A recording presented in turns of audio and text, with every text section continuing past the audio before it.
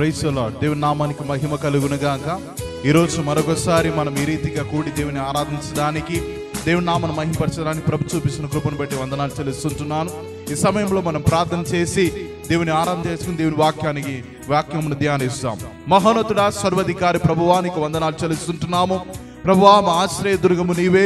నీ యొక్క సన్నిధిలో మేము చేరి ఉన్నాము. ప్రభువా, పాటలు పాడుచుండగా నీ బలమైన అభిషేకము మా మీద కుమ్మరించమని ప్రార్థిస్తుంటున్నామయ్యా. నీ సన్నిధి మమ్మల్ని ఆవరించును గాక. ప్రభువా, నీ వాక్యం ద్వారా మాతో కూడా మాట్లాడమని ప్రార్థిస్తుంటున్నాం. యేసు నామములో ప్రార్థించి వేడుకుంటున్నాము తండ్రి, amen. Praise the lord. Hallelujah. మనం ఈ పాటను పాడి దేవుని నామాన్ని మహిమపరచుకుందాం. యేసు రాజా నీ భవనములో రేయింపగలు వేచి ఉన్నాను.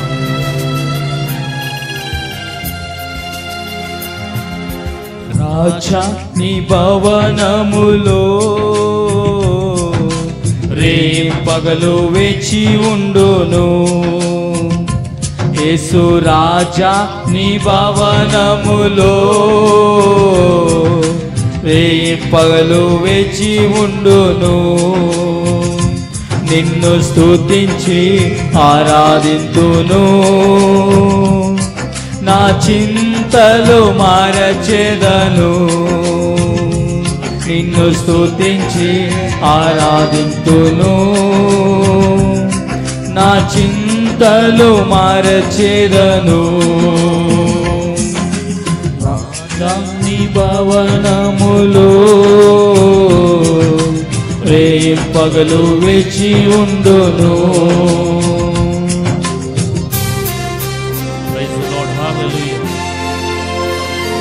దేవుని ఆలయములో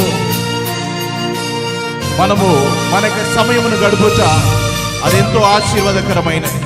కీర్తనకారుడు అంటున్నాడు, ఇదిగో 1000 దినములు బ్రతుకుట కంటే ఈ లోకములో నీ యొక్క భవనములో ఒక్క దినము మేలైనది.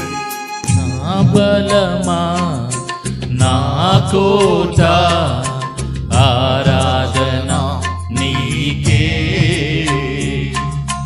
నా బలమా, నా కోట, ఆరాధన నీకే. నా దుర్గమా, ఆశ్రయమా, ఆరాధనా నీకే. నా దుర్గమా, ఆశ్రయమా, ఆరాధనా నీకే. ఆరాధనా, ఆరాధనా అబ్బా తండ్రి నీకేనయ్యా. రాజా నీ భవనములో రేయింపగలు వేచి ఉండును. యేసు రాజా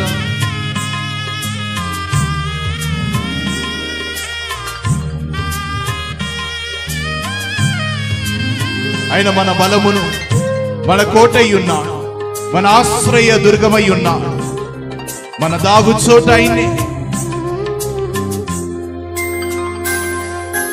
అంతట నివసించు యెహోవా ఎలోహిం, ఆరాధన నీకే. అంతట నివసించు యెహోవా ఎలోహిం, ఆరాధన నీకే. నా యొక్క నీతి యెహోవా సిక్కేను, ఆరాధన నీకే. నా యొక్క నీతి యెహోవా సిక్కేను, ఆరాధన నీకే. ఆరాధనా, ఆరాధనా అబ్బా తండ్రి నీకేనయ్యా. రాజా నీ నీ భవనములో రేయింపగలు వేచి ఉందును. మనల్ని పరిశుద్ధపరచు దైవము యెహోవా మెక్కాది సైన్యం, నేను పరిశుద్ధుడుగా ఉన్నాను కనుక అలా అదే ప్రకారంగా మీరు పరిశుద్ధులుగా ఉండుడి. ఆయనను ఆరాధించడానికి పరిశుద్ధత ప్రాముఖ్యమైనది. పరిశుద్ధ పరచు యెహోవా మెక్కాదిస్, ఆరాధన నీకే.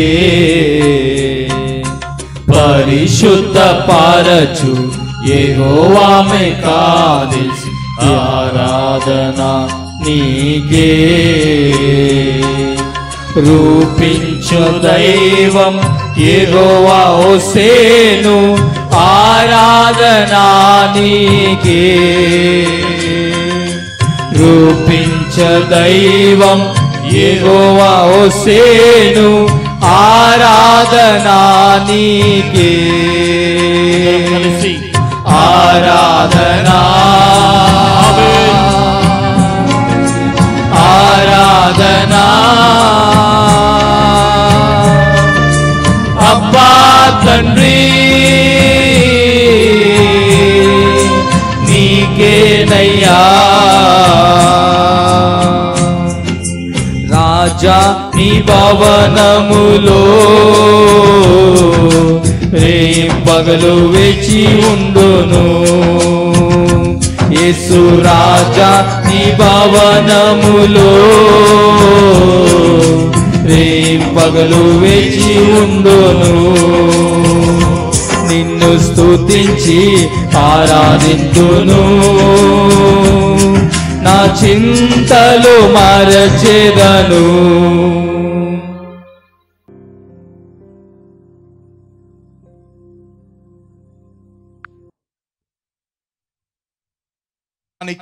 ఆయన చూపించిన కృపను బట్టి దేవునికి వందనాలు చెల్లిస్తుంటున్నాను.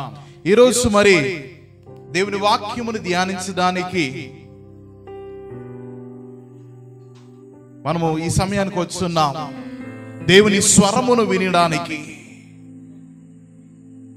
ఆ కెరూబుల మధ్యలో నుంచి తన స్వరము వినిపిస్తుంటాడు. Lord speaks to his people from the midst of the Ark of Covenant, from the midst of the cherubs. His voice echoes from that place. My dear brother and sister, his voice echoes from the Ark of the Covenant. Amen. Hallelujah. He speaks to his people. He is a God who speaks to his people. And how many of you are waiting to echo his sound to your ears, to echo the God's voice to your voice, to your ears? Amen. Hallelujah. Yes. Today we are going to meditate about the cities of the refuge. What are the cities of the refuge? ఈరోజు ఆశ్రయపురము లేకపోతే ఆశ్రయ పట్టణముల గురించి మనం ధ్యానించబోతున్నాం. ఈ ఆశ్రయ పట్టణం అంటే ఏంటిది? ఈ ఆశ్రయ పట్టణము బైబిల్ పరిశుద్ధ గ్రంథములో దాదాపు 6 చోట్ల రాయబడి ఉన్నది. ఈ ఆశ్రయపురముల గురించి, ఆశ్రయ పట్టణాల గురించి. In the Bible it is recorded in 6 places about these cities of the refuge in the Bible. In Exodus chapter 20 verse 12 to 14 it is recorded.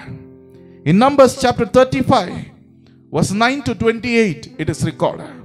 Deuteronomy chapter 4 verse 41 to 43. Deuteronomy chapter 19 verse 1 to 13 it is recorded. In Joshua chapter 20 verse 1 to 9, and in 1 Chronicles chapter 6 it is recorded. 6 చోట్ల పరిశుద్ధ గ్రంథంలో ఈ యొక్క ఆశ్రయ పట్టణాల గురించి లేకపోతే ఆశ్రయ పురముల గురించి రాయబడి ఉన్నది. మొదటిగా నిర్గమకాండం 20వ అధ్యాయంలో రాయబడి ఉంది. రెండోదిగా సంఖ్యాకాండం 35వ అధ్యాయంలో రాయబడి ఉంది. ద్వితీయోపదేశ కాండములో 4వ అధ్యాయములో, మరి 19వ అధ్యాయములో, మరి యెహోషువలో చూస్తున్నప్పుడు 20వ అధ్యాయములో, మరి దాని తర్వాత చూసినప్పుడు మొదటి దినవృత్తాంతము 6వ అధ్యాయములో రాయబడి ఉంది. ఈ ఆశ్రయ పట్టణాల గురించి లేకపోతే ఆశ్రయ పురముల గురించి 6 చోట్ల బైబిల్ పరిశుద్ధ గ్రంథంలో రాయబడి ఉంది. ఈ ఆశ్రయపురము గురించి మనం ఈ వాక్యములన్నీ చదివి చూస్తే దాంట్లో యెహోవా దేవుడే స్వయంగా ఇశ్రాయేలు ప్రజలకు లేదా యెహోషువకు, మోషేకు, మరి తన ఈ నాయకులకు ప్రభు ఆజ్ఞాపించిన కార్యం ఏంటిదంటే ఈ ఆశ్రయ పట్టణాలను మీరు ఏర్పరచాలి. ఇది ఎక్కడుందంటే యోర్దాను ఎడమ వైపు 3 పట్టణాలు, కుడివైపు 3 పట్టణాలు అని చెప్పి రాయబడింది. ఈ యొక్క ఎడమవైపు 3 పట్టణాలు యోర్దాను మధ్యలో ఉంటుంది. ఎడమవైపు 3 పట్టణాలు, దాని తర్వాత కుడివైపు 3 పట్టణాలు రాయబడి ఉంటుంది, అక్కడ ఏర్పరచబడి ఉన్నది. ఈ యొక్క కార్యమును మనం చూస్తున్నప్పుడు సంఖ్యాకాండము 35వ అధ్యాయం 13వ వచనమును మనం చూస్తున్నప్పుడు ఈ యొక్క యోర్దాను మధ్యలో ఉంటుంది. కుడివైపు 6 పట్టణాలు. ఆ పట్టణాలు ఏంటిదంటే కాదేషు, షెకెము, దాని తర్వాత హెబ్రోను అని చెప్పబడుతున్న ఈ 3 పట్టణాలు కుడివైపు ఏర్పరచబడి ఉంటుంది. ఈ ఎడమ వైపు ఏ పట్టణాలు అంటే గాలోను, రామోతు, మరి బజీరు అని చెప్పిన ఈ 3 పట్టణాలు అక్కడ ఏర్పరచబడి ఉన్నది. ఈ ఆశ్రయ పట్టణాలు ఇక్కడ ఏర్పరచబడి ఉన్నది. We see that the cities of the refuge have been located. It is located towards right and the left of the Jordan.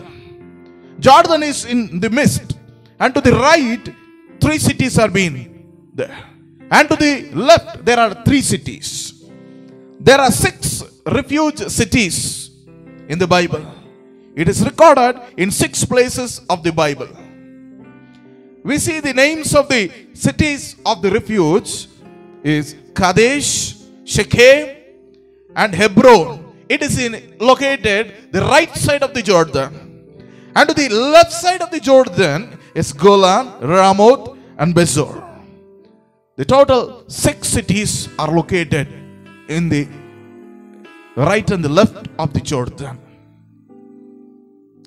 God said to the leaders of the Israel, you have to make the cities of the refuge for the people. Why the cities of the refuge? What are these cities of the refuge? God says to his leaders that if any man kills any person, if he murders anyone, if he kills, if he is unaware of that, and the people who are related to the people who got murdered, the person who got murdered, they want to take a revenge, blood revenge upon this person, this criminal, this person can run towards these cities and he can enter into the city. And before entering, he has to meet the elders of the cities of the refuge. He has to meet the elders. He has to say that what he has done, whom he has killed, which people are chasing him.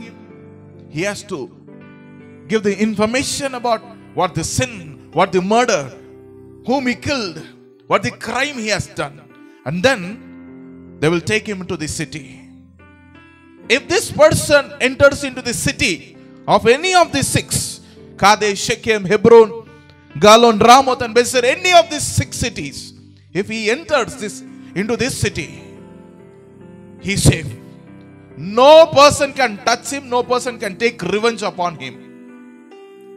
Till the high priest of that city, till he is alive,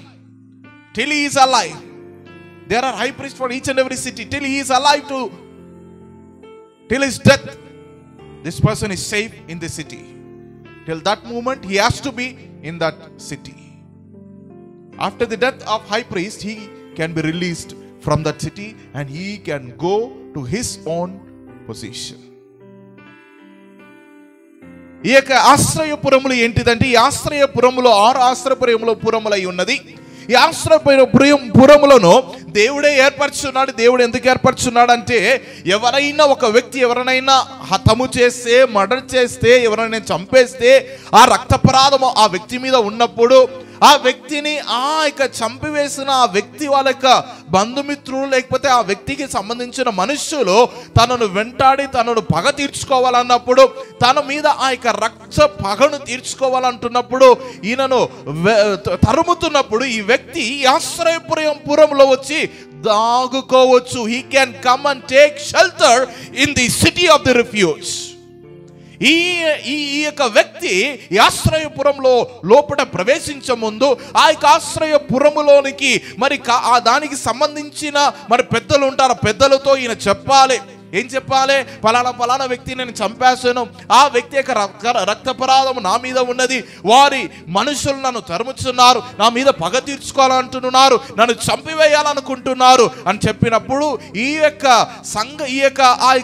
సమాజ ఆ యొక్క పురం ఆ యొక్క పట్టణం యొక్క పెద్దలు ఏం చేస్తారంటే తనను లోనికి తీసుకెళ్తారు. తీసుకెళ్లిన తర్వాత ఈ వ్యక్తి లోనికి వెళ్ళిన తరువాత, ఈ ఆశ్రయ పట్టణములోనికి ప్రవేశించిన తర్వాత తనను తరుముతున్న తన పగవాలు, తను తరుముతున్న వ్యక్తి ఎవ్వరు తన మీద చెయ్యి పెట్టడానికి వీల్లేదండి. అలా దేవుడే స్వయంగా ఇలాంటి నియమాలను ఏర్పరిచి ఉన్నాడు. ఈ వ్యక్తి ఎప్పుడు దాకా ఆ యొక్క ఆశ్రయ పట్టణంలో ఉండొచ్చు అంటే, ఈ యొక్క పట్టణానికి మరి ప్రధాన యాజకులు ఉంటారు. ప్రధాన యాజకుడు ఉన్నంత కాలము, బ్రతికున్నంత కాలము ఈ వ్యక్తి లోపట ఆ యొక్క పట్టణలోపు తను బ్రతకొచ్చు. ఆ యొక్క ప్రధాన యాజకుడు చనిపోయిన తర్వాత ఆ వ్యక్తిని ఆ పట్టణంలో నుంచి ఆయన బయటికి పోవచ్చు, మరలా తిరిగి రావచ్చు. ప్రేమైన దేవుని బిడ్డలారా, కాదేశు అని చెప్తున్నప్పుడు 6 పట్టణాలు ఉన్నది.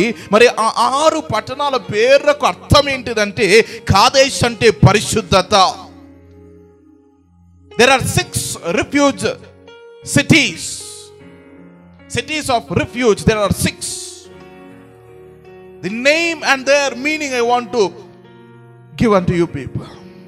కాదేశ్ అన్నప్పుడు పరిశుద్ధత, షెకెమ్ అన్నప్పుడు భుజము, హెబ్రోన్ అన్నప్పుడు సంఘము లేకపోతే ఒక సమాజము అని చెప్పొచ్చు. గాలోను అని చెప్పినప్పుడు అది సంతోషించుట లేకపోతే బానిసత్వంగా ఉండుట. రామోత్ అన్నప్పుడు అది ఒక ఎత్తైన స్థలము. బజీరు అని చెప్తున్నప్పుడు అది కోట అని చెప్పబడిన దానికి అర్థము.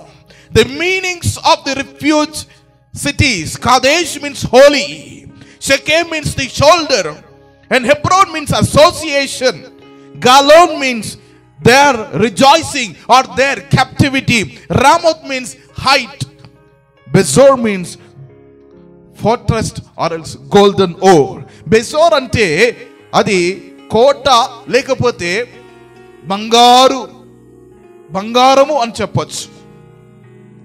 ప్రియమైన దేవుని బిడ్డలారా, ఒక వ్యక్తి తప్పు చేసినప్పుడు తను తప్పించుకోవాలంటే, ఆ యొక్క శిక్ష నుంచి తప్పించుకోవాలంటే, పాత నిబంధన కాలములో కంటికి కన్ను పంటికి పన్ను అని చెప్పిన అలాంటి ధర్మశాస్త్ర కాలములో ఒక వ్యక్తిని చంపేస్తే తనకు శిక్ష ఉంటుంది.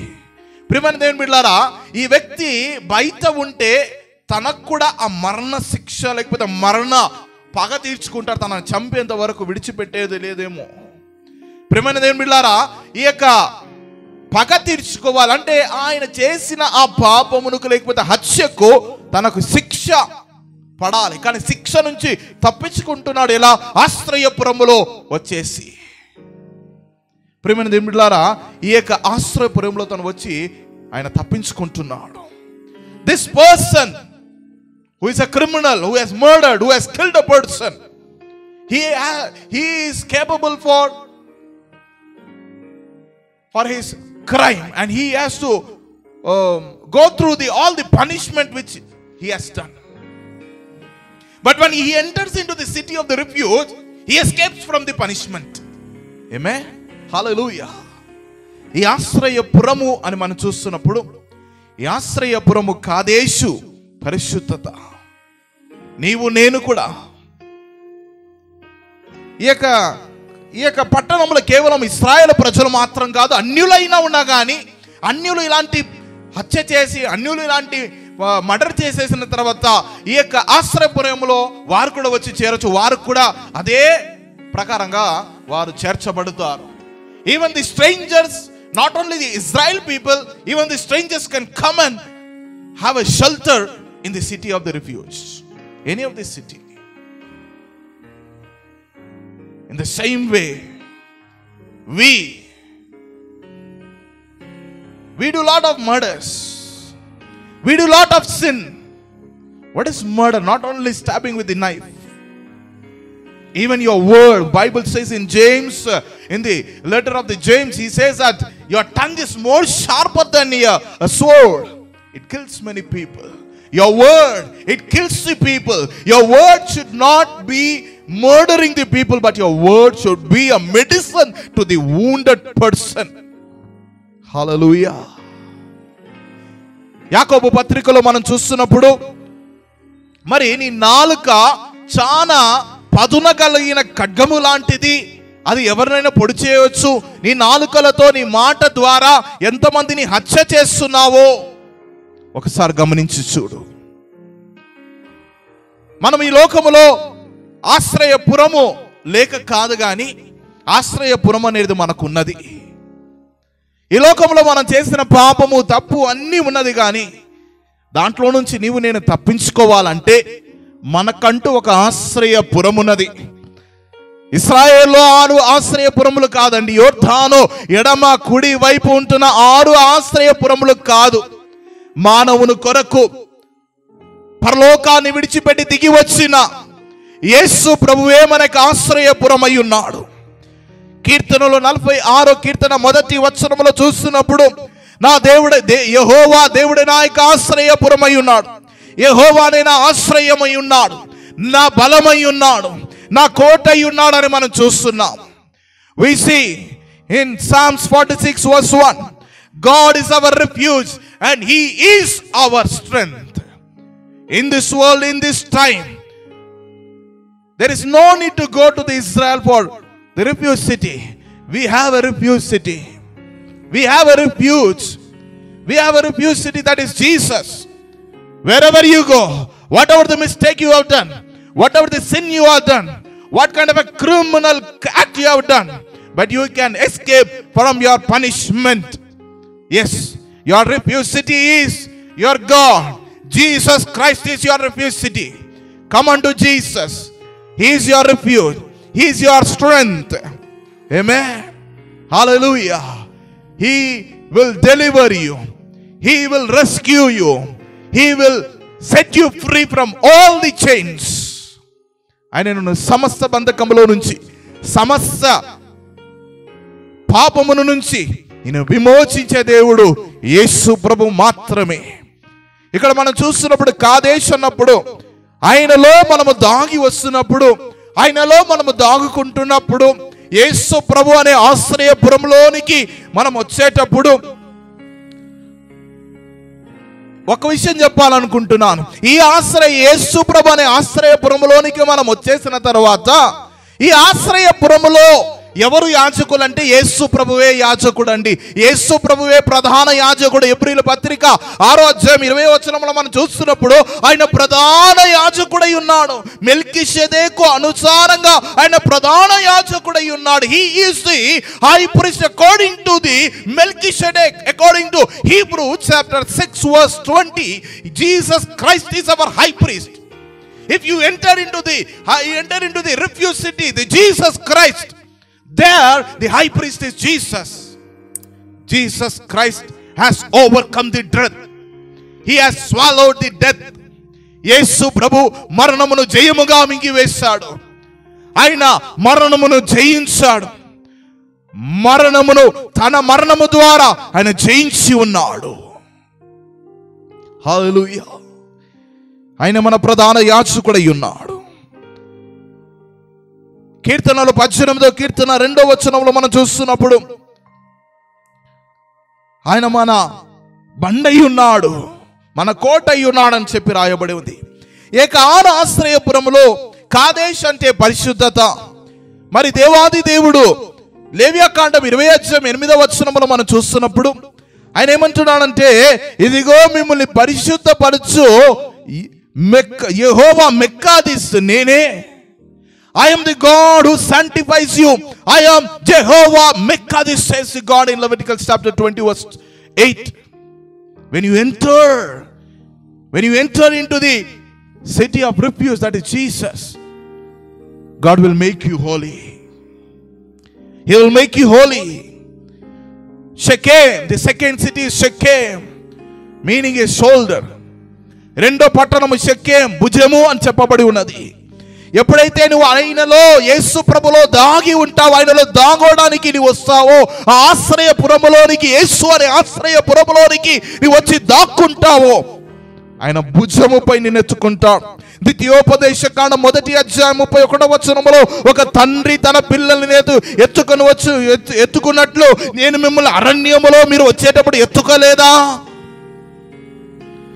He says that as a father carries his children on his shoulder, have I not carried you? He says in Deuteronomy chapter 1 verse 31. In Deuteronomy chapter 32 verse 11 he says that I have carried you on my wings. I have carried you. నీ నా భారమును, నీవు నేను చేసిన పాప భారమును యేసు ప్రభు మీద మోపబడ్డది. ఈ ఆశ్రయపురములోనికి, యేసు అనే ఆశ్రయపురములోనికి నీ వచ్చినప్పుడు నీ మీద, నా మీద ఉన్న ఆ నిందారోపణ, లేకపోతే ఆ పాప భారము, లేకపోతే ఆ శాప భారం అనేది యేసు ప్రభు భుజముల మీద మోపబడ్డది. అదే యెషయా ప్రవక్త గ్రంథము 53:4-5 మనం చూస్తున్నప్పుడు ఆయన మీద he bore all our iniquities. The meaning of Shechem, the second city Shechem, his shoulder. He carried us as the father. He carries us as the eagle. ఒక గరుడ పక్షి వలె మనల్ని తన రెక్కల మీద మోయువాడై ఉన్నాడు. మూడోదిగా హెబ్రోను అని చూస్తున్నాము. This third thing is Hebron. The meaning of Hebron is association. As it is recorded in Matthew chapter 23 verse 37. As a hen brings the chicks under the wings, have I not brought your children under my wings? Though you were killing the prophets, you stoned the prophets, but I have brought the your children under my wings. మీరు అనేక ప్రవక్తలను హత్య చేసి అనేక ప్రవక్తలను రాళ్లతో కొట్టి చంపివేశారు. అయినప్పటికీ ఒక కోడి తన పిల్లలను రెక్కల క్రింద చేర్చుకుంటున్నట్లు నేను చేర్చుకోలేదా? Have I not brought your children under my wings? నేను ఒక సంఘము వలె మిమ్మల్ని నా యొద్దకు చేర్చుకోలేదా? ఆమేన్, హల్లెలూయా. యేసు ప్రభు ఆయన రెక్కల క్రిందట ఒక సంఘముగా మనల్ని చేర్చున్నాడు. He has associated us. ఈ ఆశ్రయపురములో తప్పు చేసిన వాడు లోనికి వెళ్ళిన తర్వాత ఆ యొక్క యాజకుడు ఈ వ్యక్తిని లోపల చేర్చుకోవాలి. యాజకుడు పరిశుద్ధంగా ఉంటాడు, కానీ ఈ వ్యక్తి పాపము చేసిన వ్యక్తి ఈ వ్యక్తిని చేర్చుకోవాలి. తన సంఘములోనికి, తన యొక్క సమాజంలోనికి చేర్చుకోవాలి. నీవు నేను పాపం చేసినప్పటికీ, మనం పాపులై ఉన్నప్పటికీ మన కొరకు యేసు ప్రభు తన రక్తమును కార్చి మనలను తన బిడ్డలుగా ఏర్పరచుకున్నాడు. మొదటి యోహాను పత్రిక 1:12 మనం చూస్తున్నప్పుడు యేసు ప్రభుని ఎందరైతే అంగీకరించిన వాళ్ళందరూ దేవునికి పిల్లలాగుటడానికి అధికారమునిచ్చి ఉన్నాడు. ఆమేన్. ఆయన మనకు ఆశ్రయపురమై ఉన్నాడు. గాలోను అని చెప్తున్నప్పుడు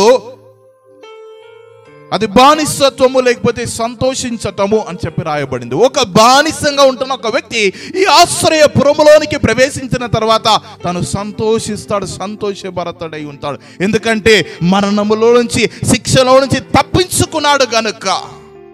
ఆమేన్. The fourth city is Galon. The meaning of Galon is their rejoicing, or else their captivity. A person who is in the captivity, who is a criminal, when he enters into the city of refuge, he rejoices into the city because he has escaped from the punishment. He has escaped from the death. The Ramoth, it is height. God is our height. He is our refuge. He is our high mountain. We have to go unto him. Ramoth అంటే ఒక ఎత్తైన స్థలము, ఉన్నతమైన స్థలము, ఆ ఎత్తైన పర్వతం అయినే. ఆ ఎత్తైన పర్వతం మీద ఎక్కితే మనం తప్పించుకోవచ్చు. ఆ రోజుగా మనం చూస్తున్నప్పుడు బజేర్ అని చెప్పబడి ఉంది. కోట, దానికి అర్థం కోట అని చెప్పబడి ఉంది. కోట అంటే కీర్తనలు 18:2 చూస్తే దేవుడు నా యొక్క రక్షణ కోట ఉన్నాడు, నా కోట ఉన్నాడు అని చెప్పి రాయబడి ఉంది. నా విమోచకుడు అని చెప్పి నన్ను విమోచించువాడని రాయబడి ఉంది. In Psalms 18:2 it says the meaning of Bezer is fortress. He is my fortress. When you enter into this city of refuge, he is your fortress. In Psalms 18:2 it says, God is my rock, my fortress and my deliverer. Amen. Hallelujah. He is our shelter. The shelter in the rain, in the sun, in the chillness. You can go into a shelter and you can be safe. When the storm comes, when the rain comes, when the sun strokes, when the cold winter season chills you, you can enter into the city of refuge, that is Jesus. You can be a safe shelter under the wings of Jesus. ఎండ నిన్ను నీ మీద వీచుచున్నప్పుడు, గాలి తుఫాను వరద వాన నిన్ను నీ మీద వీచుచున్నప్పుడు, లేకపోతే చల్లని వాతావరణం నేను కమ్మి ఉన్నప్పుడు, ఈ ఆశ్రయ దుర్గమై ఉంటున్న యేసు ప్రభులోనికి నీ వచ్చి నువ్వు ఆశ్రయము పొందుకోవాలి. నువ్వెలాంటి పరిస్థితిలో ఉన్నా కానీ, నువ్వెలాంటి కార్యములో ఉన్నా కానీ, నీకు ఆశ్రయము యేసు ప్రభు తప్ప వేరెవ్వరూ లేరు. In whatever may the situation you are, whatever the problems you are facing, in whatever sin you are, only Jesus is your shelter. Only Jesus is your refuge. Only Jesus is your fortress. Come unto Jesus. He is your savior. Come unto Jesus. యేసు యొద్దకు రా.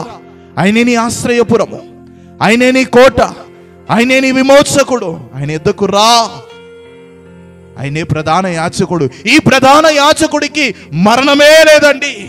ఆయనలో వచ్చేస్తే ఆయనకు మరణమే లేదు. ఇంకా నేను బయటికి పోవడానికి అవసరం లేదు. నీవు అక్కడి నుంచి నీవు బయటికి వెళ్ళి భయపడి జీవించడానికి అవసరం లేదు. నీ ఆశ్రయపురమైంటున్న యేసులోనికి వచ్చి దాక్కో. ప్రార్థన చేసుకుందాం. పరిశుద్ధ దైవమానికి వందనాలు చెల్లిస్తుంటున్నామయ్యా. మా ఆశ్రయపురమా, మా కోట, నీకు వందనాలు చెల్లిస్తుంటున్నా. ప్రభువా, మమ్మల్ని నీ రెక్కల క్రింద చేర్చుకోవడానికి, నీ బిడ్డలుగా మార్చుకోవడానికి, ప్రభువా నీ వలే మమ్మల్ని రూపించుకోవడానికి, నీ యొక్క పరిశుద్ధత మాకు ఇవ్వడానికి, నీవు సిలువ పైన మా కొరకు బలియాగమైతివే. నీవు సిలువ మీద మా కొరకు రక్తమును కార్చావే. నీకు వందనాలు చెల్లిస్తుంటున్నాం. ఈ సమయంలో ఆశ్రయము లేని వారి కొరకు ప్రార్థిస్తుంటున్నామయ్యా.